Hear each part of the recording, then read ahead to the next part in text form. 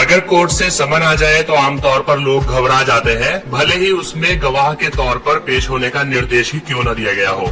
कई बार तो लोग समन रिसीव ही नहीं करते, उन्हें लगता है कि रिसीव करने से मुसीबत ज्यादा बढ़ जाएगी, लेकिन ऐसा नहीं है। कोर्ट से आए हुए समन को रिसीव करने में कोताही नहीं बरतनी चाहिए। दरअसल इसमें कोई परेशानी नहीं होती है। समन रिसीव करके कोर्ट में जाकर कानून की मदद करनी चाहिए। अगर आप ऐसा नहीं करते हैं तो आप ज्यादा मुसीबत में फंस सकते हैं।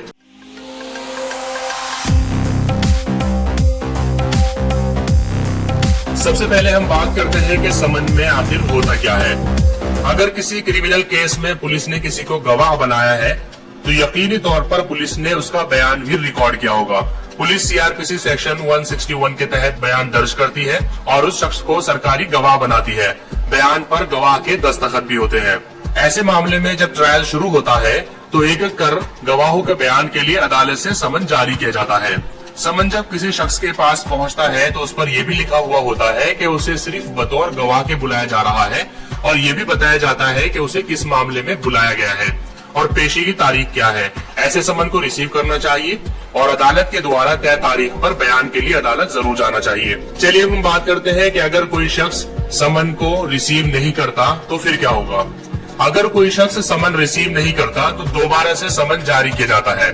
बार बार समन जारी होने के बाद भी अगर कोई जानबूझकर अदालत में पेश नहीं होता और उसका बयान अदालत की सुनवाई में अहम है तो अदालत उसके खिलाफ वारंट जारी करती है।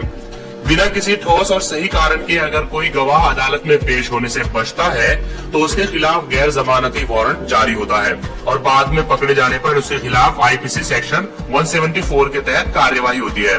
इसके तहत 6 महीने तक की कैद, 1000 रुपए तक के जुर्माने का प्रोविजन है।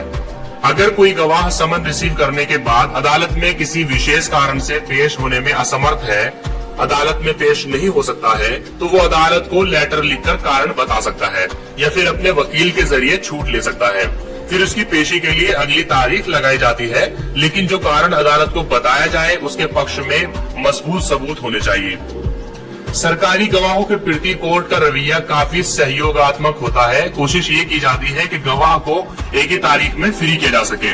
अगर गवाह ज्यादा इम्पोर्टेंट नहीं है, ज्यादा महत्वपूर्ण नहीं है और किसी कारण से उसकी पेशी सुनिश्चित नहीं हो पा रही है तो अभियोजन पक्ष की सहमति से अदालत उसे ड्रॉप भी कर देती है। कई बार ट्रैफिक चालान के समन भी आते हैं, इन्हें भी फौरन रिसीव करके कोर्ट में पेश होना चाहिए। अगर ऐसे समन के बावजूद कोई शख्स अदालत में पेशी से बचता है तो उसके खिलाफ भी मोटर व्हीकल एक्ट के तहत कार्यवाही हो सकती है। चलिए अब हम बात करते हैं कि समन और वारंट में क्या अंतर होता है। इतना तो हर इंसान जानता ही है कि ये दोनों ही शब्द अदालती कार्यवाही में इस्तेमाल किए जाते हैं, लेकिन कोई भी इंसान इन दोनों शब्दों का सही तरीके से अंतर नहीं जानता है। ज्यादातर लोगों को ये भी नहीं पता कि इन दोनों के मायने क्या होते हैं। शायद आपको भी ना पता हो, लेकिन मैं आपको बता दूं कि इन दोनों में काफी अंतर है। तो चलिए अब हम समन और वारंट के अंदर क्या अंतर है इन दोनों को जानते हैं। सबसे पहले हम जानते हैं कि समन किसे कहते हैं। जब अदालत में किसी आरोपी के खिलाफ कोई केस चलता है और आरोपी को कोर्ट में पेश होने के लिए कहा जाता है तो इसे अदालत की लैंग्वेज में समन कहा जाता है। दूसरे शब्दों में अगर कहें तो समन एक कानूनी नोटिस है जो सिविल और क्रिमिनल मामलों में जारी किया जाता है। समन में अदालत किसी आरोपी को पर्सनली पेश होने के लिए कहती है। समन किसी भी आरोपी को रजिस्टर्ड डाक की सहायता से भेजा जाता है। जब ये समन आरोपी को मिलता है तो उसे उस पर सिग्नेचर करने होते हैं। चलिए अब बात करते हैं कि वारंट क्या होता है। वारंट को कानूनी आदेश कहा जाता है। वारंट को जज या मजिस्ट्रेट के द्वारा जारी किया जाता है। वारंट में किसी भी इंसान को गिरफ्तार करने, उसके घर की तलाशी लेने या दूसरे कदम उठाने के लिए कहा जाता है। पुलिस बिना वारंट के किसी भी इंसान को गिरफ्तार नहीं कर सकती है और न ही किसी के घर की तलाशी ले सकती है। इन सब के लिए पुलिस के पास वारंट का होना बहुत ही जरूरी होता है। वारंट जारी करने का अधिकार सिर्फ कोर्ट के पास होता है। वारंट को लिखकर जारी किया जाता है और इसके ऊपर जारी करने वाले की मोहर और पद दोनों का जिक्र किया जाता है। साथ ही ये भी लिखा जाता है कि किस अपराध के लिए वारंट जारी किया जा रहा है। तो अब मुझे पूरी उम्मीद है कि आप लोग समझ गए होंगे कि वारंट क्या होता है, समन क्या होता है, वारंट और समन के बीच में क्या अंतर होता है।